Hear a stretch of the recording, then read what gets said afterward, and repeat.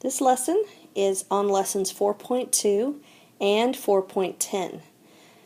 4.2 and 4.10 talk about the same ideas, just in different forms. 4.2 is going to talk about graphing.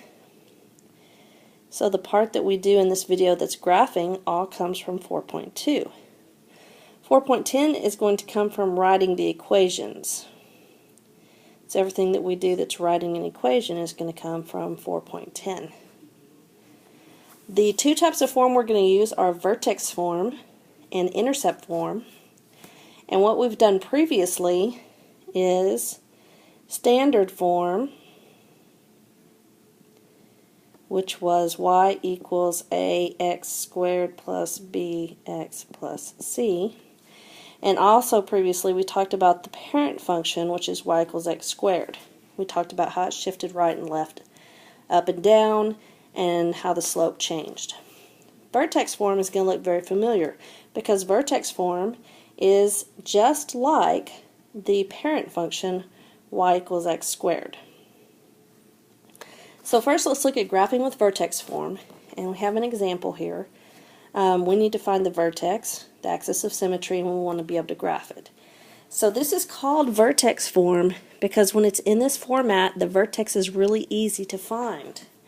The vertex is actually going to be this number right here and this number right here. Now remember, when we're graphing this, x minus 7 means that we would move to the right 7 places. So we move the opposite direction. So this is x minus 7, so we're going to use positive 7 as the first part of our vertex and negative 1 as the second part of our vertex. So the shifting to the right and down, those movements, we've done this before, those movements go together and they form the vertex. This number that's in front here, this 3, it's important, but it's not going to affect our graphing just yet because we first have to get to our vertex. And the last thing on this is the axis of symmetry, and hopefully you're starting to pick up on this. The axis of symmetry is always the x of your vertex. So our axis of symmetry is x equals 7. So if I graph this, I'm going to first go to 7, 1, negative 1. 1, 2, 3, 4, 5, 6, 7, negative 1. So I'll put my dot down here. Now, you may recall from before that 3 tells me that it's the stretch of my slope. So I'm going to go up 3, 1, 2, 3, and to the right 1. That's kind of hard to see. Let me try that again. Up 3 and right 1. And then we're going to mirror it on the other side. And where does the axis of symmetry go? The axis of symmetry goes right through the vertex. So when I connect these dots all together, I should have a very skinny looking parabola. And hopefully you guys can tell it's not real easy to hit these dots, but that's what our parabola looks like. So our vertex came from this number and this number, and the 3 told us the slope. Okay, now when we write equations in vertex form, we're going to be taking the information and trying to make it into an equation.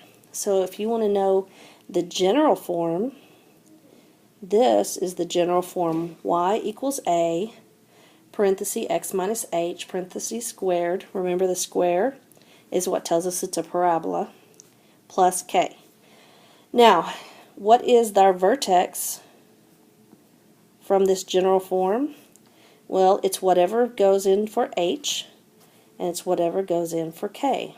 So h comma k is the vertex. And the axis of symmetry is again going to be the same as the x of the vertex. So x equals h is my axis of symmetry. Okay, so these are not new ideas, but we're seeing them in a little bit different form. So how would we take this information to write an equation in vertex form? Well, you're going to be given two things. You're going to be given the vertex, and you're going to be given some point. For the vertex, remember, that's h, and that's k. And for any normal coordinate point, this would be x, and this would be y. So the information we have right now is h is -4, k is 1, x is -2, y is 5. And what was our formula? Y equals a, parenthesis, x minus h, parenthesis squared, plus k. So we're going to plug in what we know, and doing that's going to help us find what we don't know. So what's the y? It is 5. We don't know a. We do know that x is -2. We do know that h is -4. Square that. We also know that k is 1. So if I simplify this, I have 5 equals a times -2 plus 4 squared plus 1. 5 equals a times -2 plus 4 is +2 squared plus 1. Continuing on, 5 equals a times 2 squared, which is 4, plus 1. Now I want to find out what a is, so I'm going to subtract 1 from both sides. 4 equals a times 4. Remember that canceled there. And we want to find out what a is, so we divide by 4 on both sides, and a is going to be 1. So what's my equation going to be? Well, let's just do a little bit of erasing and plugging in. Every time you have an equation, you have to keep x and you have to keep h. Let's try that again. Every time you have an equation, you have to keep x and you have to keep y. So a and h and k we're going to plug in. So what was a? 1. What was h? -4. What was k? 1. So since I have two negatives here, I'm going to change that to a positive. And my equation is y equals 1 times x plus 4 squared plus 1. And we have another one. Let's try that. Same process again. See how this goes. Alright, so for my vertex I have 2 and I have 1. That's my h, that's my k. For my point, this is going to be x and this is going to be y. I'm going to try to take up a little less space this time, see if we can't get this all worked out. So y equals a parenthesis x minus h squared plus k. Plugging in what I know, y is -2. We don't know a. X is 4. H is 2 squared plus k, which is 1. So that's -2 equals a times 2 squared plus 1. -2 equals a times 4 plus 1. This is just a coincidence that the 2 squared is 4 and it was 4 on the last problem. However, at this point I am going to subtract 1 from both sides.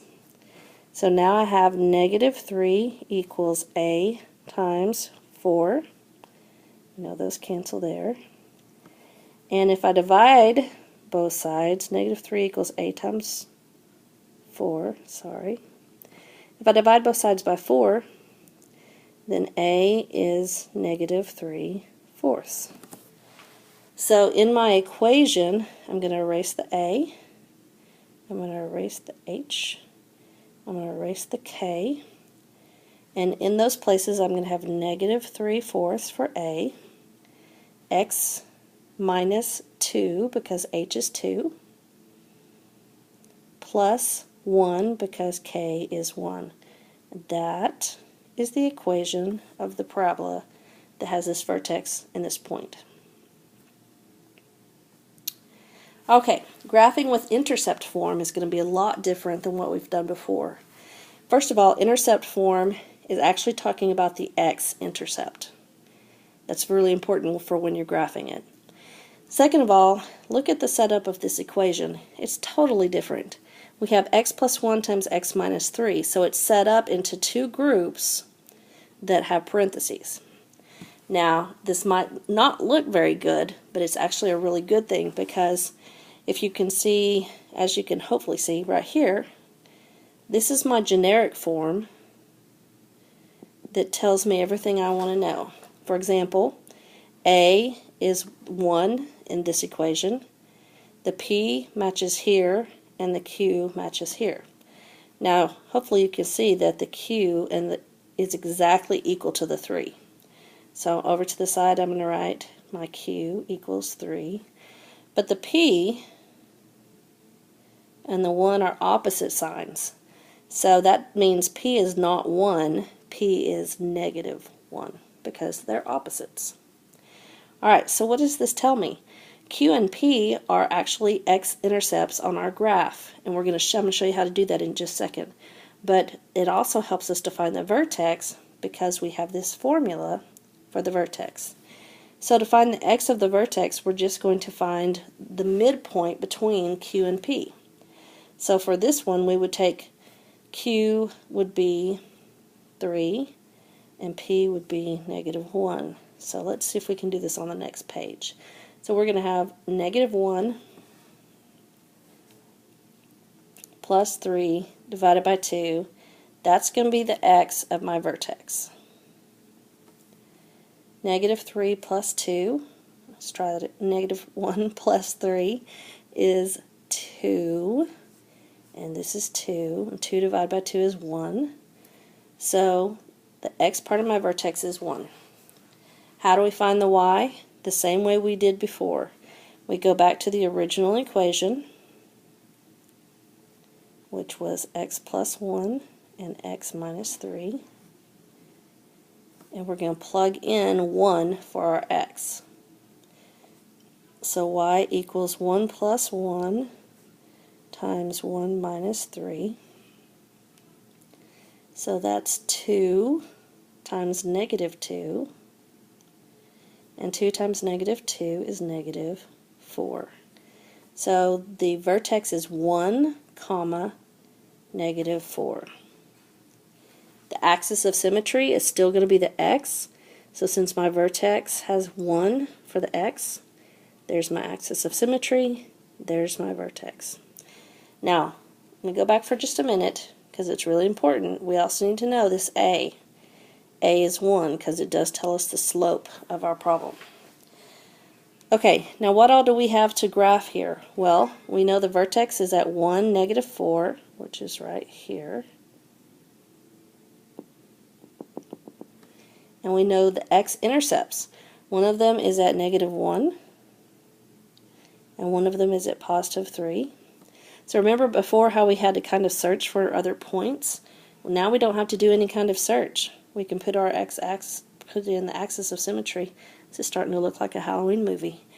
And connect this dot with this dot with this dot. And there you go, there's your parabola. So the nice thing about intercept form is you have the two x-intercepts and you also have the vertex. Okay, so let's try that on this problem. This will be P, this would be Q, this would be A. We don't need it just yet, but we will later on. So my x-intercepts are 5 and 1. So 1, 2, 3, 4, 5 right on the x-axis, and 1 right on the x-axis. So as you can see, all we're missing is the vertex. The vertex isn't so hard to find now. The vertex is 5 plus 1 divided by 2, which is 6 divided by 2, which is 3. That's the x of my vertex. And to find the y, I'm going to plug the original equation. So remember, f of x and y are the same thing. Y equals 2 times x minus, what's x? X is 3. 2 times 3 minus 5 times 3 minus 1. So that's 2 times -2 times +2. So 2 times 2 times 2 is 8, and it's negative. So my vertex is at 3, -8. So where my 3 is, 1, 2, 3, 4, 5, 6, 7, 8. Come straight down from the 3. There's my vertex. If you want to, you can go ahead and draw. Sorry, It's not very pretty. You can go ahead and draw your x-axis. Axis of symmetry, I'm sorry about that. And connect your 3 dots. And there's your parabola. Okay. The last thing we're going to do is write the equations in intercept form. So when I'm given the x-intercept of 2 and 5, remember this is P and Q. And my point is 4, -2, so recall this is going to be x and this is going to be y. So my generic form was y equals a times x minus p times x minus q. So plug in what we know. Y is -2, a we don't know, x is 4, p is 2, x is again 4, q is 5. So I have -2 equals a times 4 minus 2 times 4 minus 5. -2 equals a times 2 times -1. -2 equals a times -2. Divide both sides by -2, and a is going to be 1. Okay, so if I want to go and fill in my equation the way it's supposed to be, I can erase the a and the p and the q, and in those places a is going to be 1, which you can write it as 1 or leave it off. P we already know is 2 because it's right there, and q is 5 because it's right there. And so there's my equation. Y equals 1 times x minus 2 times x minus 5. Okay, so one more time.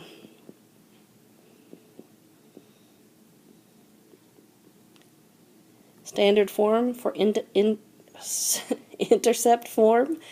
This is P, this is Q, this is X, this is Y. Plug in what we know. Y is 4, A is unknown, X is 2, P is -1, X is 2, Q is 4. 4 equals A times 2 minus -1 is 3. 2 minus 4 is -2. 4 equals A times -6. Divide by -6. A equals -4 over 6, which reduces to -2/3.